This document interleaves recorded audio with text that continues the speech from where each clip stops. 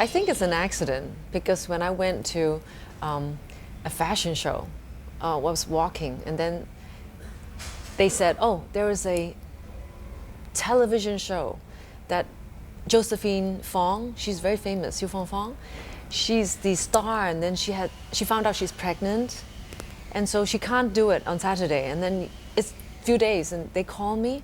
And then at that time my father knew the head of TVB, and he also knows I came back from England from dancing in the Royal Ballet. So it's like everyone looked for me. Like Thursday, I had to do a live television performance on Saturday for a Miss Hong Kong pageant. I was the entertainment section. So in the end, it was overnight.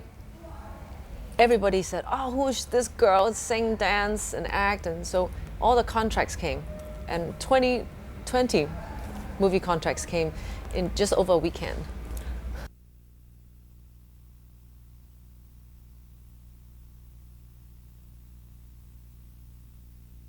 It was a very impressive at that time for me because the director, Qing Xiaodong, he's the most amazing visual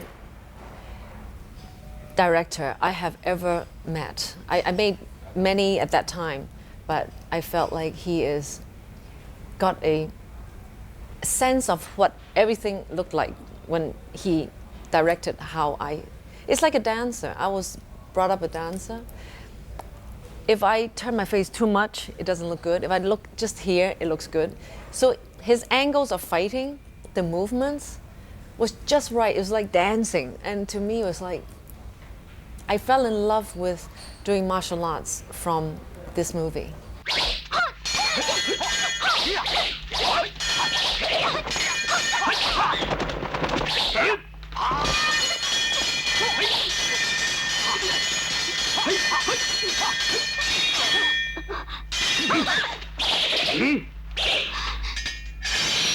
I like it because I came from a very disciplined background. I had to do exactly what they say, and I have to do, my mind has to go, I can't forget about these steps. I have to be on point, and I have to do all the turns, and there's a ballet that is no mistakes. But yet you have to look very, very light, and as if it's like lying on the couch, you know, like very fairy-like.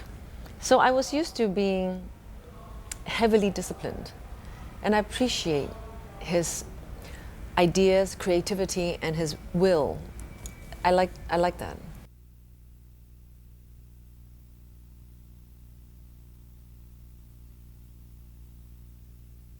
If I didn't do ballet and know how to move my body well and be lifted by one hand by a man and feeling all that, because it's all mental, body, soul, and coordination at the same time.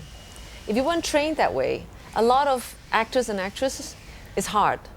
You can only say and move. You can't say, move, act, turning upside down, you know. So it was not only good that I had dancing training, it's so addictive. I fell in love with it at that time. And then I was riding horses, I was fighting, I was learning sword, and I learned sword dancing, and it's just so engaging.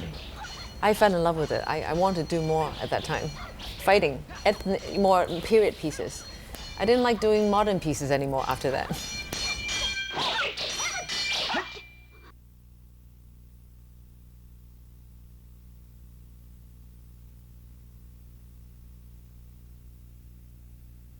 I think at that time, what the movie gave to me was my first true respect for Hong Kong made period piece that is done with such simplicity. The art direction, the fighting direction, the clearance of the story, and the principle, the value of it. And the cinematography was beautiful. So to me, it was one of my favorite movies that I've ever made. It was very difficult because there were so many men. The whole movie were men, and I was supposed to be a guy too. Somehow, I feel the male energy, especially at that time in Hong Kong, was their ability to do martial art movies is great. And we went to Korea, and to me, I learned how to be stronger during this experience, I can say, because I never spent so much time with 100 men every day. And somehow I appreciate how they work. They're very busting, they're very clear. They don't mess around, and they have some kind of clearance. Women, we think too much, or we talk too much, or we say what you don't mean, or we act what we don't want to show. You know, sometimes we have a little hidden problems. But men, they're very clear, they're straightforward. To me, this movie gave me much more confidence to be like tough, clear when it's necessary, because I had to stand up to them all the time because they would bully me.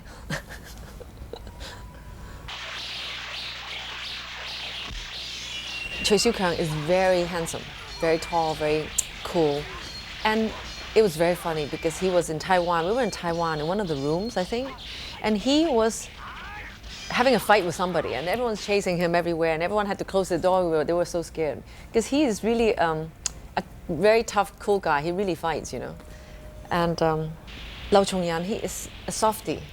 They are really like that in the movie. One is a tough, willful person, but they're both very funny.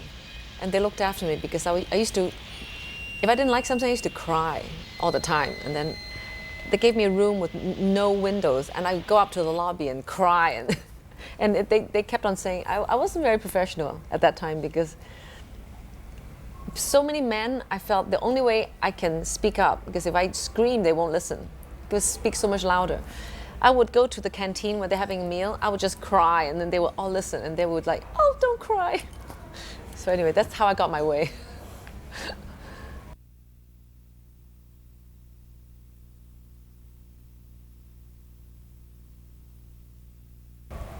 Because I never told anyone this. I mean, very few people know, but I signed over 20 movies in 1 week, and then they made me do 10 movies in 1 year. I did not like it, so I stopped. But when I stopped, people say, well, you gotta pay us back. And then I had all these lawsuits. And then I had to declare I would never touch movies again, so they won't sue me. I think that never happened because I think people want to do movies, but I couldn't take it, doing 10 movies in 1 year. In the end, I feel I still like it. I still like production. I still like to coordinate. So I would like to, I'm living in LA now. I like to create, maybe produce, co-produce, do the sets and fashion clothing design out of China, and to do the East and West co-productions. And I plan to, older that I get, I like to go back to where I came from, is from an institutional academy. I want to do an international performing arts in Los Angeles with Chinese martial arts the proper way, not just, learn something quick, just visually. I want to teach the people there.